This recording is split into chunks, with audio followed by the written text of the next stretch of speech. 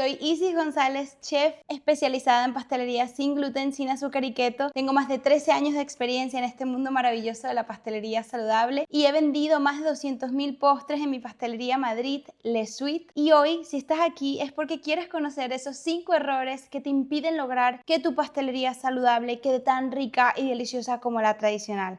Así que bienvenida, espero que disfrutes de este contenido, que tomes nota si necesitas tomar nota. Si no, pues presta muchísima atención a todo lo que te voy a decir aquí. Cuando hablo de esos 200.000 postres que he hecho, más de 200.000 postres que he hecho y vendido en mi pastelería Madrid, no hablo solo de resultados, hablo de esas reseñas especiales y maravillosas que nos han dejado nuestros clientes de Le Suite en Google, y hoy quiero contarte algunas de las que más me encantan y me llenan el corazón. Por ejemplo, María Elvis, que nos dice: esta es la mejor pastelería sin gluten, sin azúcar y keto de Madrid. Los postres saben deliciosos, no parece que sean saludables y además la atención al cliente es lo máximo. Estas reseñas de Google son testimonios reales de nuestros clientes que han probado los postres que hemos diseñado y elaborado y que dan certificado de que realmente es algo delicioso, que sí se puede lograr una pastelería saludable que sepa tan rica y mejor que la tradicional y además no te suba esos picos de glucosa en sangre. Así que solamente te cuento esto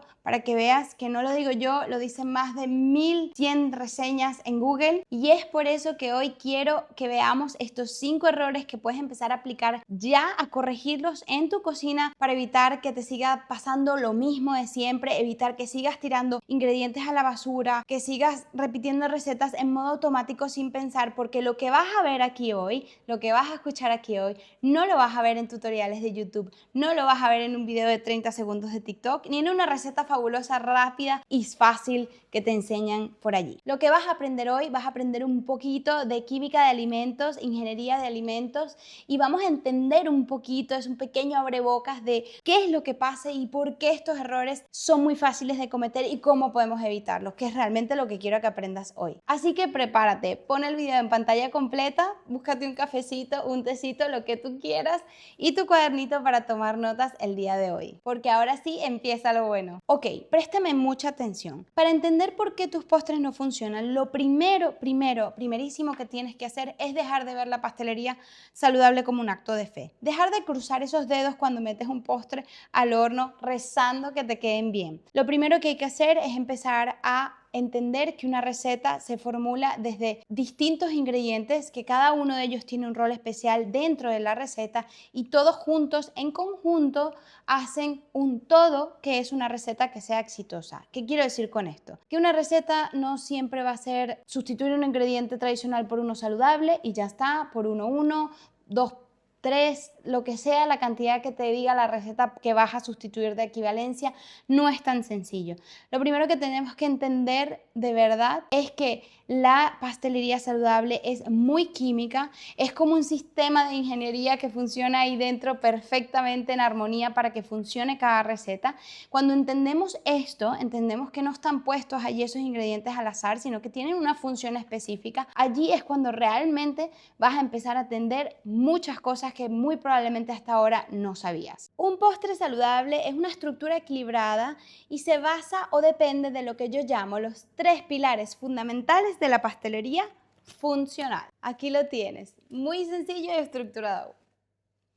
Te lo voy a explicar. Estos 3 pilares funcionan en conjunto y deben estar perfectamente alineados para que el postre no falle. Entonces, ¿qué ocurre? Que si uno de estos pilares falla, el sistema se desborona y el resultado puede ser un postre seco, denso o demasiado líquido. Vamos a ello por partes. El primer pilar es el soporte de un postre, es decir, el gluten, o lo que yo llamo el esqueleto del postre. Esto es lo que va a soportar y aguantar toda la estructura del postre. En pastelería saludable sin gluten y keto, pues no tenemos ese gluten, que es lo que va a ayudar a que las burbujas de aire se mantengan dentro de la masa y tengas esa textura esponjosa que nos encanta a todos. Al no tenerlo, necesitamos crear de manera alternativa con harinas de frutos secos, en este caso porque es keto, ¿vale? Necesitamos crear una masa que tenga la consistencia y en compañía de huevos, agentes impulsores, pueda crear esa especie de soporte o red te lo estoy explicando muy sencillito para que lo puedas entender, y mantenga la mayor cantidad de burbujas de aire al momento de hornear. Cuando hablamos de este soporte nos referimos a las harinas y a las fibras. Y aquí también es muy importante la proteína, ya que la proteína en esta receta es lo que te va a ayudar a mantener también y soportar toda la fibra y toda la humedad que pueda tener la receta. En conclusión, el desafío aquí es el siguiente: crear una estructura, un esqueleto lo suficientemente fuerte para que el vapor y el calor del horno no logren hacer que colapse, es decir, que crezca y luego se pueda hundir en el centro o simplemente que no crezca adecuadamente. Ahora bien, vamos a ir con el segundo pilar, que es la hidratación, las grasas, los huevos y los agentes hidratantes. Esta es el alma, sí, el soporte de tu esqueleto y lo que aguanta todo. La hidratación es el alma del postre, es decir, es lo que va a determinar si tu postre va a tener un sabor delicioso y una textura esponjosa y equilibrada en boca, o va a ser un postre denso y seco. Este pilar es el más sensible de todos, porque cada ligero cambio que hagas, cada exceso de humedad o muy poca humedad, puedes tener un resultado catastrófico. Desde la marca de la harina, la molienda de la harina, hasta el tamaño de tus huevos, también puede afectar el resultado. En la pastelería tradicional, el azúcar y la harina de trigo son muy nobles y aceptan ligeros cambios sin que el resultado final realmente se vea impactado. En la pastelería saludable, keto, sin azúcar y sin gluten, trabajamos con ingredientes que yo llamo sedientos, o sea, esponjitas. Es decir, que absorben muchísima humedad, como por ejemplo la harina de coco, y esto hace que sea más difícil lograr una receta equilibrada. Y no solo es agregar líquido, es equilibrar el porcentaje de grasa en tu receta, que es lo que mantiene la humedad atrapada en la tarta, bizcocho o postre que estés preparando. Muchas veces no es que te hayas pasado de horno, es que tu mezcla nació con sed y no supiste cómo saciarla. Ahora bien, vamos rápidamente al pilar número 3, que es la técnica de ejecución. Para mí este es de los más importantes y que realmente puede hacer una diferencia cuando elaboras una receta. Aquí vamos a ver varias cosas importantes. Lo primero, el orden en el que integras. En la pastelería saludable, el orden de los factores sí que altera el producto y es súper importante. Luego, la temperatura de tus ingredientes. ¿Cuántas veces no has agregado un huevo recién sacado de la nevera a alguna de tus recetas y luego la mezcla se te corta porque las grasas se asustan o se separan? Bueno, ese punto es súper importante. Otro factor importante en esta parte de la técnica de ejecución son las distintas maneras de integrar o mezclar. Tenemos emulsionar, tenemos movimiento envolvente e integrar. Son completamente distintos con propósitos diferentes según la preparación que decidas elaborar. Aquí es donde realmente no se trata de simplemente mezclar y integrar ingredientes en un bol sin pensar. Aquí es importante saber en qué momento incorporamos las grasas, en qué momento incorporamos los líquidos, los sólidos y cómo lo hacemos, si alternando o no alternando. La clave del éxito está en que conozcas bien el tipo de postre que vas a realizar, si es una galleta, si es un bizcocho, cómo hacerlo y la técnica, cómo lo vamos a integrar con varilla, con escudo. Todo dependerá del resultado final que quieras lograr. Mucha gente cree que el éxito de la cocina y de la pastelería saludable es que tengas buena mano o que tengas suerte. Y eso no es así. Es realmente aprender una habilidad que te permita elaborar de manera consciente tu receta, sabiendo cómo evitar fallos antes de meterlo al horno y que puedas salvarlo si llegase a ocurrir, o simplemente cómo entender una receta para elaborarla de manera adecuada y que todos los pasos por el que va a pasar esa receta, desde el pesaje, el mezclado, el horneado y el poshorneado, quede de manera adecuada, ya que si alguno de estos pasos falla, tu resultado es muy probable que falle aunque tengas una receta perfecta. Por eso quiero que hoy entiendas exactamente qué sucede cuando intentas forzar algunos ingredientes para lo que no están diseñados. Aquí es donde ocurre el 99% del estancamiento de las personas cuando hacen pastelería saludable. Y quiero que prestes atención y analices si alguno de estos errores te ha sucedido. El escenario número 1 o error número 1 es el desequilibrio por exceso de soporte, o como me gusta llamarlo, el desierto. Ya vas a entender por qué. Imagínate que tienes una técnica de mezclado perfecta, una hidratación ideal,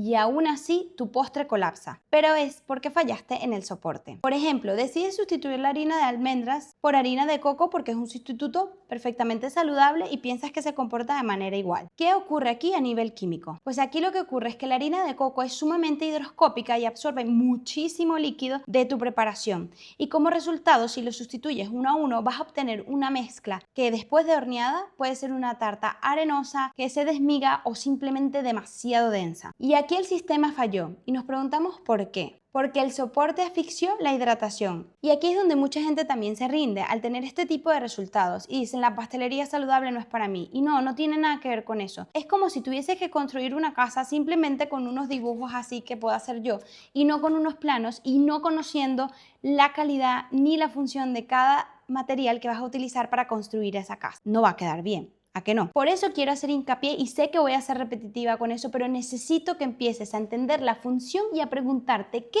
hace cada uno de esos ingredientes en la receta, cuáles son sus características, cómo se comportan uno con otro dentro de una receta. Eso es lo que te va a convertir en una persona que no solamente sigue recetas, sino que sabe una habilidad real. Luego, ahora vamos a ver el escenario número 2, que es el colapso por falla técnica o como me gusta llamarlo, la trampa aceitosa. Ahora imagínate que has invertido tus mejores ingredientes ecológicos de primera calidad, importados, harinas premium, grasas de calidad, todo esto porque quieres lograr el soporte y la hidratación correcta. ¿Y qué pasa? Tu técnica falla. Tienes los mejores ingredientes y cuando empiezas a mezclar no tomaste en cuenta la temperatura de los ingredientes y tu mezcla se corta. Y se ve así como granulada, desagradable. Y dices, pues no pasa nada, la voy a meter al horno así y ya se arreglará con el calor. No. Eso no ocurre. Aquí lo que ha pasado es que se ha cortado la emulsión. Aquí lo más importante es que recuerdes la regla de oro de los 22 a 24 grados centígrados. Es decir, que todos tus ingredientes estén a una temperatura ambiente al momento de integrarlos y mezclarlos, exceptuando, por ejemplo, que alguna receta te requiera de fundir la mantequilla o calentar un ingrediente específico para mezclarlo, por ejemplo, como en una ganache, que calentamos la nata y le agregamos el chocolate fundido. Pero estamos hablando de una tarta bizcocho normal.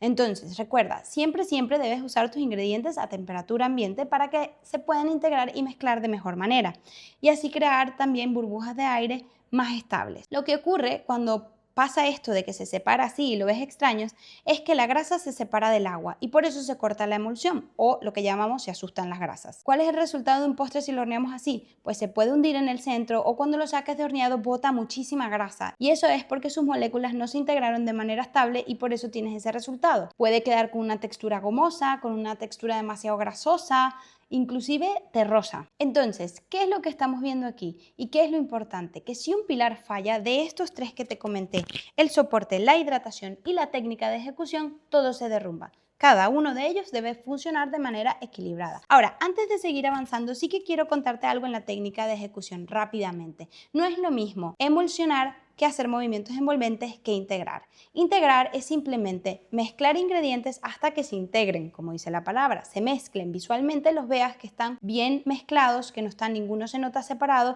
y que tienes una mezcla homogénea. Emulsionar necesitas rapidez y temperatura al hacer ese movimiento, ya sea en la máquina, sea con una Turmix o sea con la espátula de manera rápida. Generalmente el movimiento es del centro hacia afuera de manera muy rápida para que el agua y la grasa se puedan unir de manera estable. Y el movimiento envolvente es completamente diferente, es un movimiento que acaricia, así como lo puedes ver acá, para mezclar e integrar y mantener más aire en la mezcla. Como puedes ver muy de manera resumida, estos son tres técnicas súper importantes que tienes que saber y que tienes que reconocer. Por ejemplo, cuando vas a usar una varilla, que sería para movimientos envolventes, versus una espátula o el escudo, que son para emulsionar o integrar. Entonces, lo que vas a aprender aquí no son hacks, lo que estás aprendiendo hasta ahora no son simples consejos, es entender un poquito más la técnica para que puedas tener resultados constantes en tu cocina. ¿Y por qué te digo esto? Porque un consejo y un tip es una solución temporal para algo que horneas. En cambio, si tú logras aprender una habilidad que entiendes, que tienes conciencia, pues ya sabes cómo ejecutar cuando pase algo que no te agrada en la cocina. Ahora vamos a ver un tercer escenario que le llamo el pantano o el exceso de hidratación. Ok, este es el típico error que estás preparando una mezcla y dices, uy, yo creo que le falta un poquitito más de líquido, le voy a agregar un poquito más de bebida de almendra. No, por favor, para. Y no vuelvas a hacer esto nunca más. Siempre piensa y con criterio antes de hacer algún cambio en tu receta. En pastelería saludable, el exceso de humedad puede hacer que tu postre quede crudo, que por más temperatura y tiempo en el horno que le pongas al postre, aún así puede quedar crudo por exceso de humedad. Las harinas y las fibras no son capaces de absorber ese exceso de humedad que puede tener tu postre por este extra que queremos agregarle porque nos parece que la masa no es igual o no está perfecta. Algo que quiero decirte aquí y que creo que es de los consejos más valiosos antes de continuar es el siguiente. Si ya has hecho pastelería tradicional, necesito que al entrar en tu cocina pensando en pastelería saludable, abras tu mente a conocer ingredientes nuevos que no se comportan de manera igual a los tradicionales, ¿ok? Entonces vamos a desaprender lo que hemos aprendido hasta ahora, que pueda no funcionarnos, y mantener esos conocimientos si ya has hecho pastelería que sí te pueden funcionar, como por ejemplo la técnica de ejecución. Entonces, ese miedo a agregar un poquito más de líquido porque tienes miedo de que el postre te quede seco, tienes que pararlo y no seguirlo, ¿sí? Ahora bien, no te preocupes, que para eso existen porcentajes guías para que sepas hasta qué punto agregar líquidos en una receta, o a veces inclusive agregar grasas para mantener la humedad, y no necesariamente necesitas líquidos, sino más bien grasas. Esto se llama aprender a calcular la carga de hidratación crítica. Aprender a equilibrar este pilar es lo que te permite tener esa textura esponjosa, deliciosa en boca, o fudgy y cremosita en caso de, por ejemplo, un brownie. Pero aquí también quiero pedirte otra cosa, que dejes de buscar recetas mágicas en TikTok, en YouTube, porque al final la receta no te va a llevar a ningún lugar. Puede que una vez te salga bien, pero luego que la próxima vez no te salga bien, que cuando cambies ingredientes, como te comentaba antes, la marca del material que estás utilizando o de la materia prima que estás utilizando sea completamente diferente, aunque sea la misma harina de almendras, puede tener, por ejemplo, una molienda más gruesa, una molienda más fina, el aceite de coco puede ser prensado de una manera distinta, y todos esos microcambios afectan la receta y el resultado de tu postre. Entonces, para de coleccionar recetas que no vas a hacer nunca, o que si vas a hacer muy probablemente pierdas dinero y tiempo, y empieza a entender cómo funciona. Y aquí quiero ser sincera contigo. Te han mentido hasta ahora, te han dicho que hacer pastelería saludable es simplemente sustituir ingredientes por equivalencia: 100 gramos de harina de trigo, 200 de harina de almendras, aceite de coco por mantequilla, y así con cada uno de los ingredientes. Y eso no es real, eso no es verdad. No solamente se trata de sustituir ingredientes, sino que tienes que además analizar que cuando sustituyes un ingrediente, los demás tienen que estar en armonía. Esos porcentajes que te hablaba, de por ejemplo porcentaje de grasa, porcentaje de líquidos, porcentaje de harina, todos esos porcentajes máximos y mínimos que puedes manejar al cambiar un ingrediente. Y luego recuerda este ejemplo, funcionan como un reloj, es decir, un perfecto engranaje de ingredientes que dan un resultado. En este caso el reloj te da la hora. Si yo cambio una pieza y la sustituyo y no lo hago adecuadamente, ya el reloj no me va a dar la hora. Esto, para que lo recuerdes de una manera muy sencilla, lo mismo sucede en una receta. Entonces, la próxima vez que entres en la cocina y quieres sustituir un ingrediente, pregúntate lo que te he dicho. ¿Qué características tiene este ingrediente? ¿Cómo se comporta? Y siempre sustituye uno de ellos primero. Si vas a pasar, por ejemplo, de una receta tradicional a una receta saludable, siempre empieza haciendo pruebas sustituyendo uno de los ingredientes, no todo a la vez. Ese es otro de los errores más comunes en los que caemos. Y otra vez, sin pensar. Entonces siempre haces una mezcla chiquitita, haces pruebas y poco a poco vas sustituyendo por distintos ingredientes, tomando en cuenta lo que te he dicho. Es decir, por ejemplo, un huevo no es solo proteína, no es solo parte líquido, no es solo parte grasa, es todas esas cosas a la vez. Entonces, eso es importante al momento de hacer estos cambios. Y la realidad más grande es que en la pastelería tradicional todos los ingredientes suelen ser muy nobles, en el aspecto de que si te pasas unos 20 gramos, 10 gramos, 5 gramos, no hay ningún cambio importante en el resultado. En la pastelería saludable no es así. Cada gramo cuenta y afecta el resultado de manera determinante. Entonces, en la pastelería tradicional tenemos esa red de seguridad que aguanta mucho más, y en la pastelería saludable no lo tenemos. Entender esto sé que te puede agobiar un poco, pero no es complejo, es simple. Pero atención aquí, que sea simple no significa que sea fácil. Es decir, requiere práctica, conciencia y disciplina. Y el problema es que casi nadie se detiene a hacer lo simple de manera excelente. La mayoría de nosotros en algún punto de nuestra vida preferimos seguir buscando recetas que al final no resuelven tu problema. Y esto te va a llevar a tirar ingredientes, tiempo, y vas a terminar súper frustrada. Así que si hasta aquí te ha gustado la información que te he dado, sigue viendo este video para que aprendas mucho más. Otra cosa que quiero hablar contigo hoy es las modas o las tendencias en ingredientes. Todo a nuestro alrededor, en redes sociales y en medios de comunicación, están en constante cambio. Una harina nueva que salió, un endulzante nuevo que es mejor porque tiene índice glucémico 000. Todas estas cosas al final nos confunden un montón y es normal. Entonces, ¿qué haces? Vas al súper, lo pides por delivery y compras ese endulzante nuevo, esa harina nueva. Todos esos ingredientes costosísimos que además no sabes ni siquiera cómo utilizar. Entonces, por favor, para un momento. Aquí te quiero decir algo con mucha honestidad. Y es que es agotador intentar seguirle ritmo a las redes sociales y a las tendencias. Y la pastelería al final no va de tendencias. La pastelería va de química de los ingredientes, estructura y técnica profesional. Hay leyes que no cambian jamás. Es decir, una molécula de grasa No sabe de tendencias, ni de moda, ni de precio, ni de marca. Ellas siempre van a necesitar una temperatura específica para no cortarse o asustarse al momento de mezclarlas. Por ejemplo, una fibra vegetal, por ejemplo, siempre va a responder a la misma ley universal, es decir, de tener una buena hidratación que permita desarrollarse de manera adecuada en el horno en la receta. Tampoco conoce de marcas, ni de estilos, ni de nada. La química de los alimentos y la física del calor son inamovibles. Eso va a ser así por los tiempos de los tiempos de los tiempos. Estas leyes funcionan igual hoy que ayer, que hace 50 años. Y esta es la clave que te ayuda a hacer recetas exitosas en tu cocina. En vez de usar estas leyes en tu contra, empieza a entenderlas y usarlas a tu favor. Después de haber pasado muchos años de ensayo y error, de tirar millones de ingredientes a la basura y de ignorar estas leyes que te comento, fue cuando por fin pude desarrollar una carta para Le Suite, mi pastelería en Madrid, utilizando este método que yo llamo el método Perfect Bake, que está basado en lo que te expliqué anteriormente. Está basado en cómo implementar estos 3 pilares de pastelería que ya conoces: el soporte, la hidratación y la técnica de ejecución. Esto en detalle y a fondo y puesto en práctica de manera adecuada te ofrecen resultados constantes y no al azar. Lo que te garantiza de seguir un método es que puedas siempre tener el mismo resultado si sigues los pasos uno a uno al pie de la letra. Y el problema real es la inestabilidad en los ingredientes de este estilo. Dicho de otra manera, como ya te expliqué, cuando quitamos el azúcar y el gluten, estamos quitando el pegamento o la estructura de una receta de pastelería. Entonces, necesitamos, por ejemplo, dejar que las masas se hidraten y reposen el tiempo adecuado, aún así después de mezclarlo. Por ejemplo, cuando haces un bizcocho saludable, mezclas la harina de almendras con los huevos, con la grasa, con todo lo de la receta. ¿Y cuál es el impulso primero? Meterlo en el molde e inmediatamente al horno. No,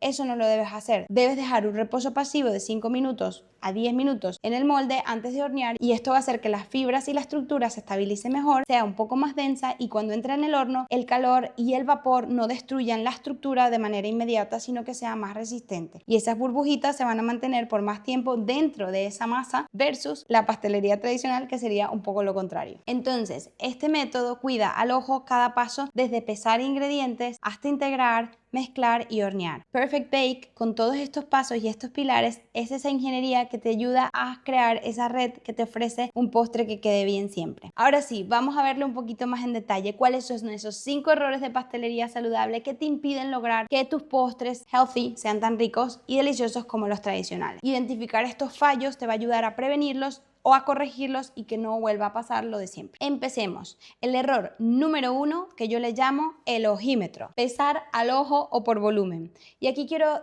ser muy clara contigo. Si realmente quieres resultados consistentes, por favor, deja a un lado las tazas medidoras y las cucharitas medidoras y cómprate una balanza. Esto te va a ayudar a eliminar el 99% de los errores al tener consistencia en el peso. No es lo mismo, por ejemplo, tener una taza medidora y colocar harina de almendras rebasada, va a tener un peso diferente. Si la pones al ras va a tener otro peso, y si la compactas va a tener otro peso. Sigue siendo la misma taza y puede variar su peso en 30, 20 o 10 gramos. Es decir, que no es exacta. Versus una balanza que es perfecta, es exacta y siempre te va a dar el gramaje que necesitas. Así que a partir de ahora hablamos en gramos y balanza siempre en mano. Por ejemplo, un coche que corre en Fórmula 1. Un mecánico no va a echar gasolina a ojo, porque se puede quedar sin gasolina a mitad de la carrera, o el exceso de gasolina puede estropear el coche, ¿cierto? Entonces siempre tiene que estar todo exactamente milimetrado para que el resultado pueda ser controlable. El error número 2 es mezclar en el orden incorrecto en la preparación. Este es el fallo que hace que tus postres queden con estructura gomosa, que queden secos, que queden demasiado apelmazados o que se desboronen, entre otras muchas más. Y esto sucede porque el postre no se formó adecuadamente en el horno, al no mezclarse de manera adecuada. Para eliminar este problema de raíz,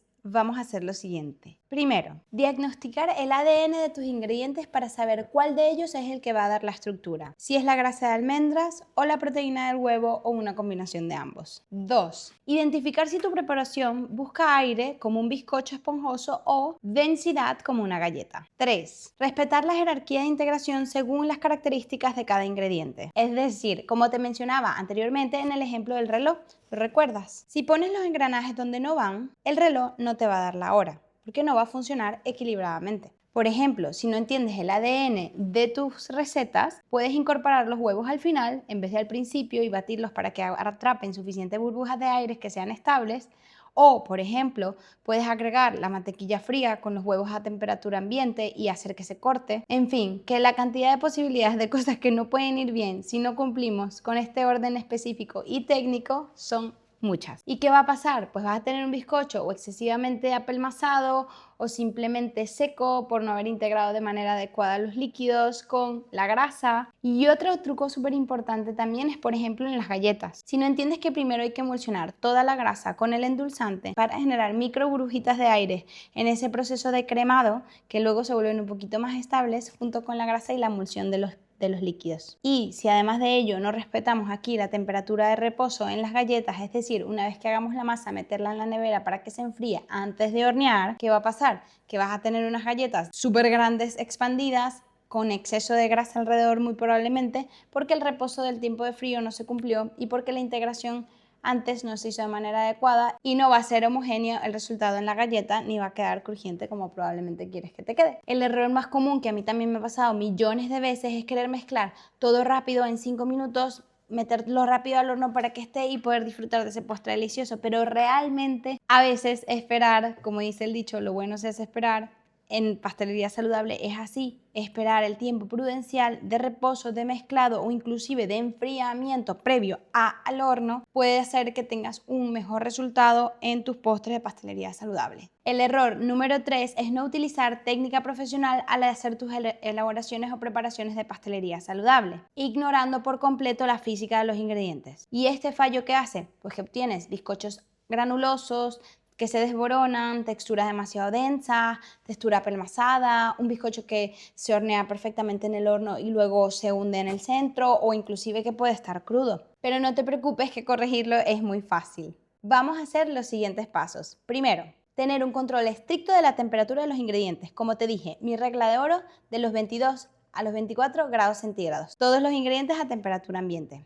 a menos que la receta requiera de un ingrediente en una temperatura diferente. Número 2. Crear una emulsión estable. Como bien viste al principio del vídeo, te expliqué que la emulsión es cuando unimos la grasa y los líquidos de manera adecuada y no se cortan ni se separan, sino que se integran de manera perfecta. Para ello necesitamos rapidez y técnica en el movimiento, que recuerdas que era del centro hacia afuera de manera muy rápida o con una Turmix de manera un poquito ladeada y moviéndola alrededor de la preparación. Y número 3, que sería específicamente también, como te lo mencioné antes, para bizcochos y preparaciones en las que queremos, por ejemplo, integrar claras de huevo a una preparación o un bizcocho en sí y queremos dar los toques finales, hacemos el movimiento envolvente, que como bien recuerdas era como si acariciáramos la mezcla. Es decir, si yo tengo mi bola aquí y esta es mi espátula, va a ser un movimiento circular y que levanta y baja.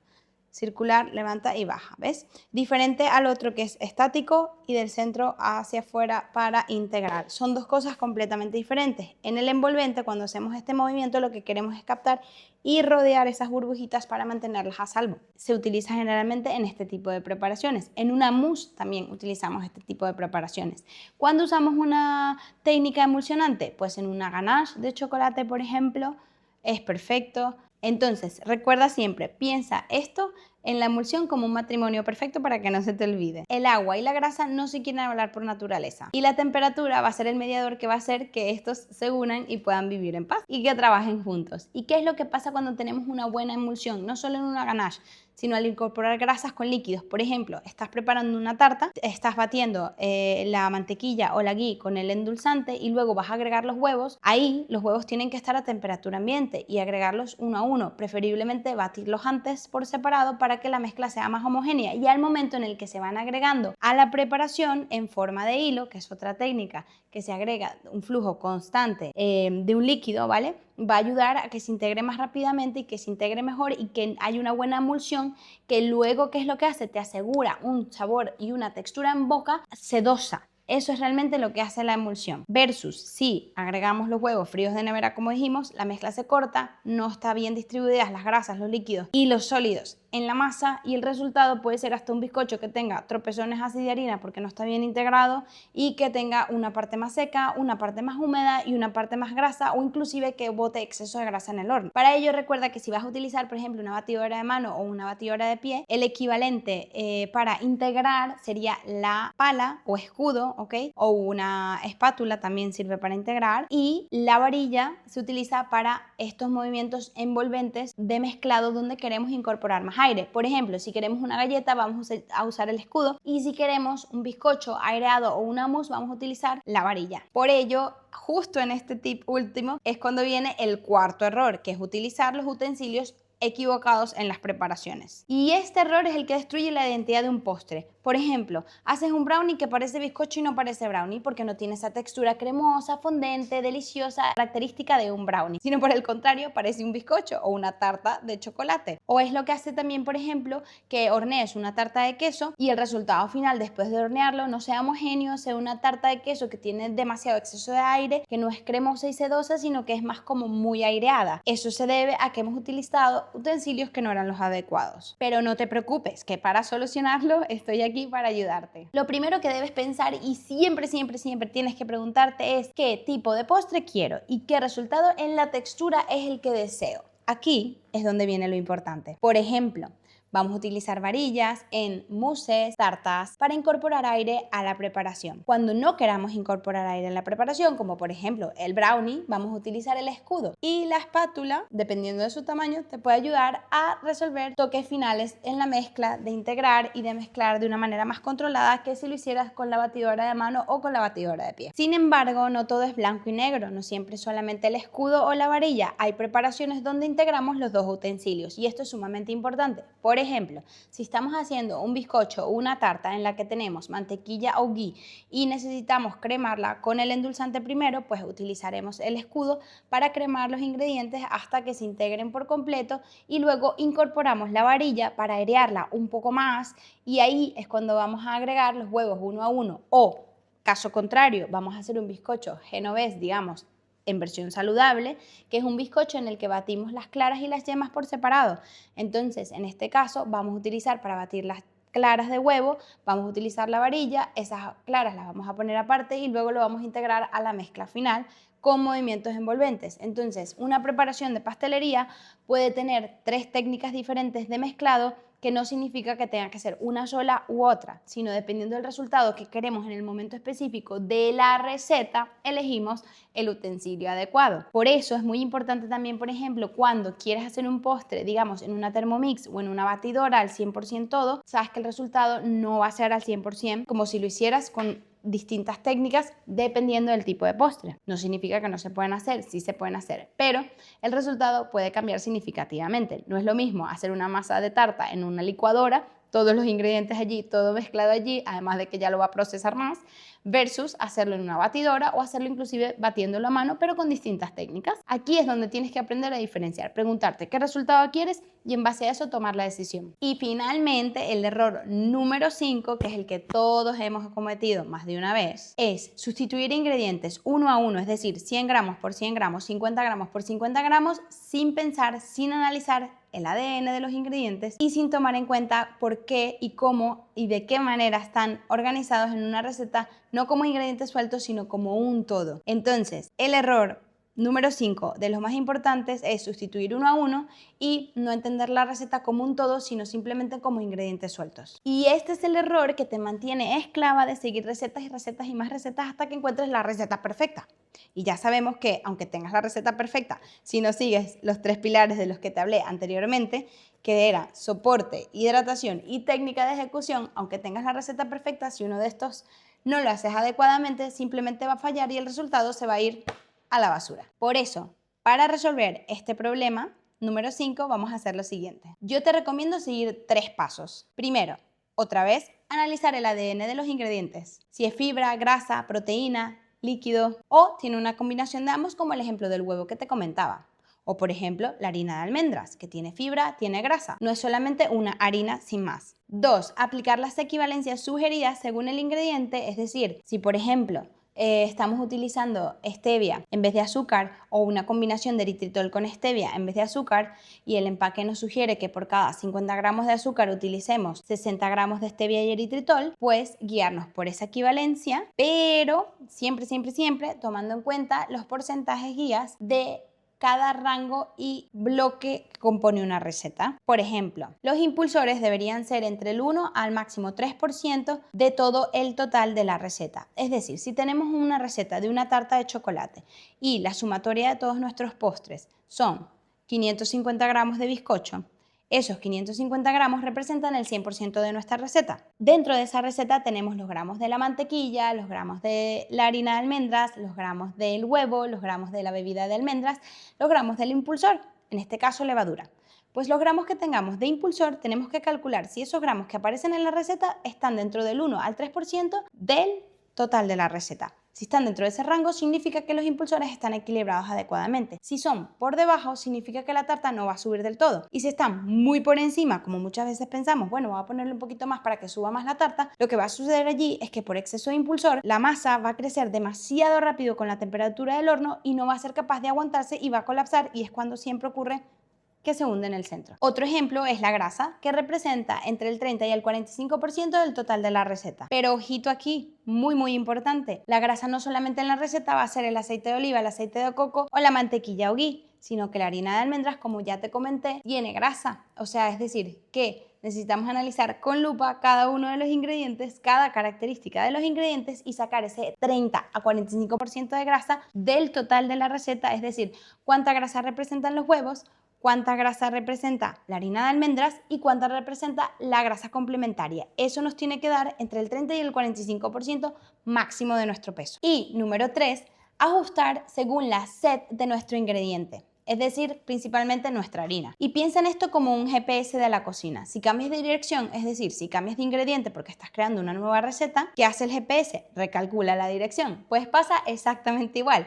Aquí hay que recalcular posibles otras rutas o cambios que hay que hacer en la receta. Por ejemplo, sustituir 100 gramos de harina de almendra por 100 gramos de harina de coco, ya viste que es un error garrafal. ¿Por qué? Porque la harina de coco, como bien te comenté, no absorbe igual el agua que la harina de almendras. Y luego, por ejemplo, en una receta de harina de almendras, dependiendo de la preparación, muy probablemente necesitamos agregar un poco más de huevo, inclusive un poco de psyllium, para que actúe como pegamento entre la harina de almendras, los líquidos y las grasas de la receta. Entonces, volviendo a la harina de coco, esta absorbe entre 4 y 5 veces más que la harina de almendra y que la harina de trigo. Entonces, la solución es entender que por cada gramo de harina de coco necesitas establecer los límites para el ajuste de los líquidos y de las grasas en tu receta para que no colapse. Sé que puede sonar complicado, pero no te estreses. Simplemente lo que te pido hoy es que empieces a conocer los ingredientes, empieces a entender sus características que aporta y cómo funcionan en armonía dentro de una receta.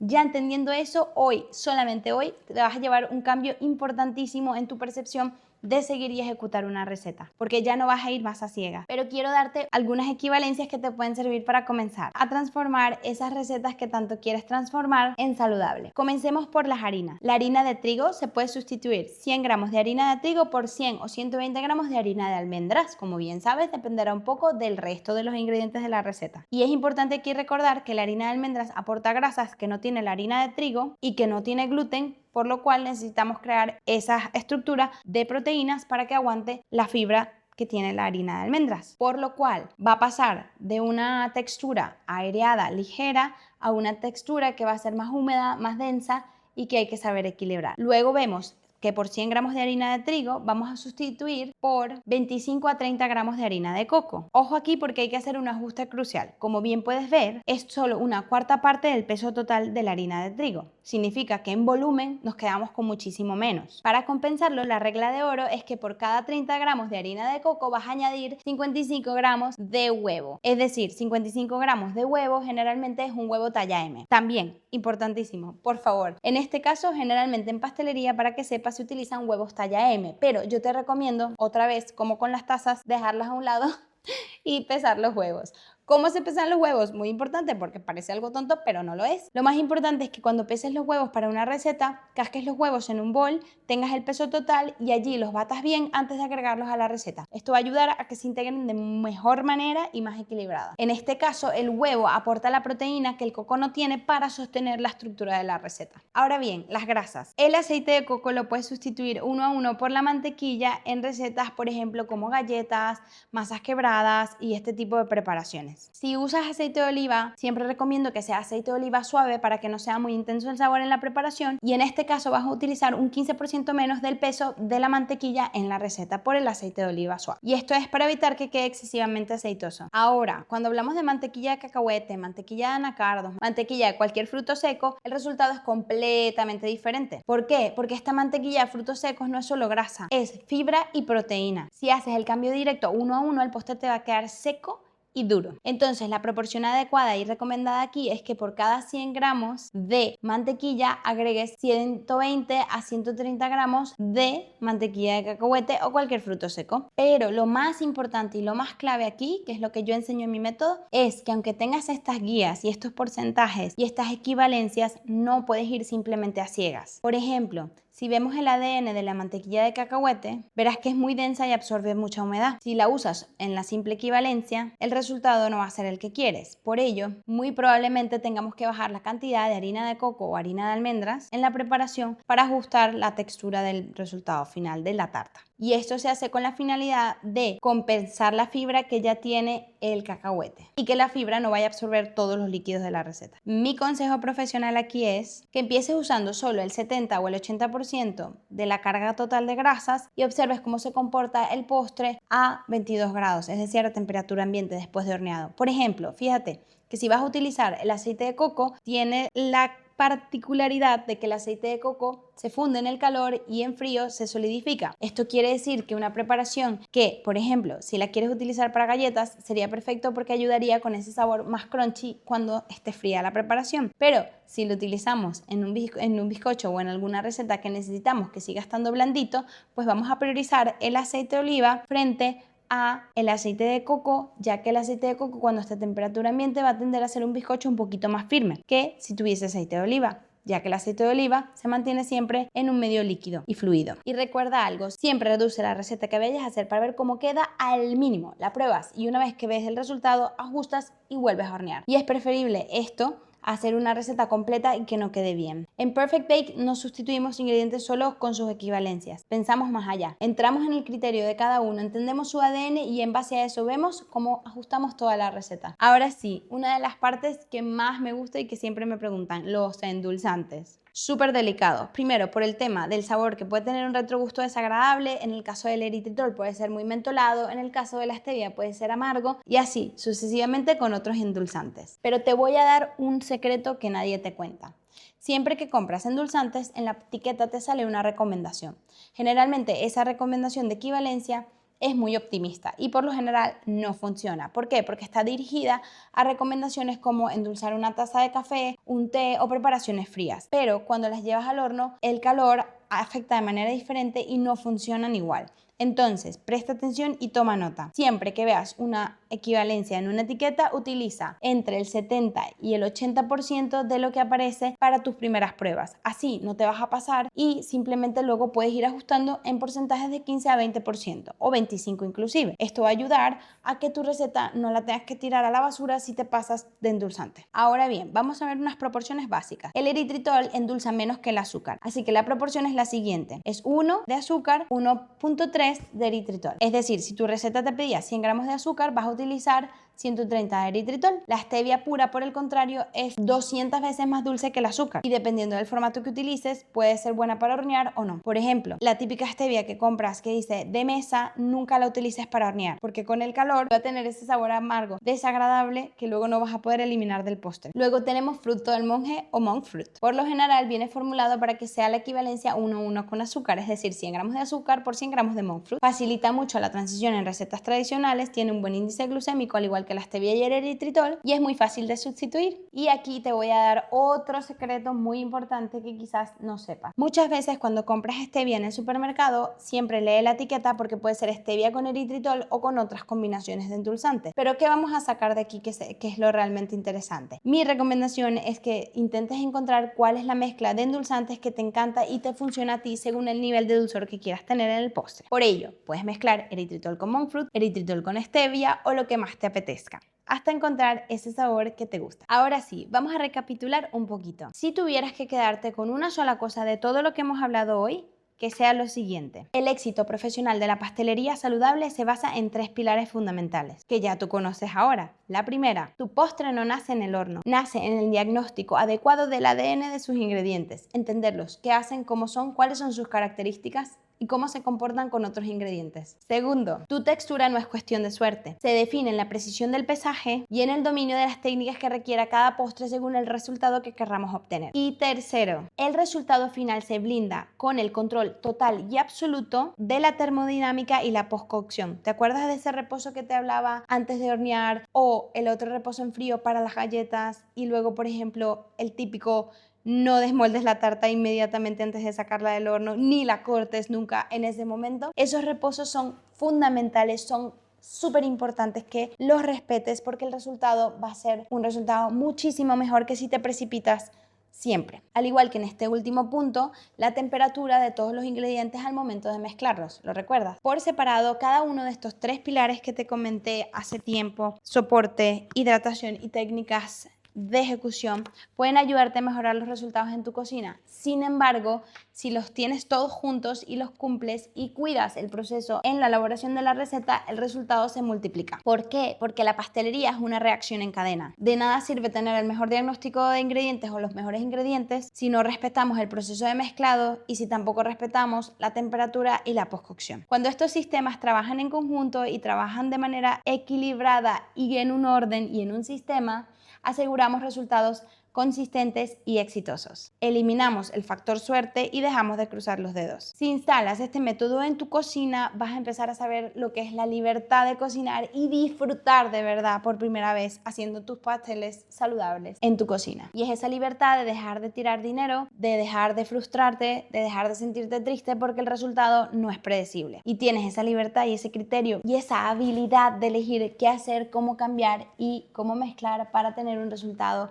deseado. Esa seguridad que te hace falta para encender el horno y saber lo que va a pasar siempre, todo el tiempo. Llegados hasta aquí, ya tienes una visión bien clara de lo que es posible lograr cuando dejas de seguir recetas a ciegas y empiezas a entender lo que pasa a nivel de la ingeniería de los alimentos y la química. Y ahora sí tienes 2 caminos frente a ti. Si eres de las que no quiere perder ni un minuto más experimentando, haciendo pruebas y quieres tener resultados consistentes y te animas a que instalemos el método Perfect Bake en tu cocina para lograrlo, aquí abajo tienes un enlace para agendar conmigo una llamada. Y es que en esta llamada nos vamos a conocer mejor, vamos a entender realmente cuáles son tus objetivos a nivel de pastelería saludable y evaluar qué es lo que te está fallando hoy. Ya con ese diagnóstico podré ver realmente si mi método puede ayudarte a alcanzar los objetivos que tengas. Este programa no es para todo el mundo. Solo busco personas comprometidas que quieran aprender, que sepan que el camino es fácil porque te estoy dando las pautas, la ruta y todo por lo que yo ya pasé, que tú ya no tienes que pasar por eso. Sí que necesito compromiso, disciplina y mucha disposición a querer aprender de verdad, con criterio crítico. Incluso si no tienes mucho tiempo, porque sé que esto puede sonar como muy complejo o que necesita muchísimo estudio.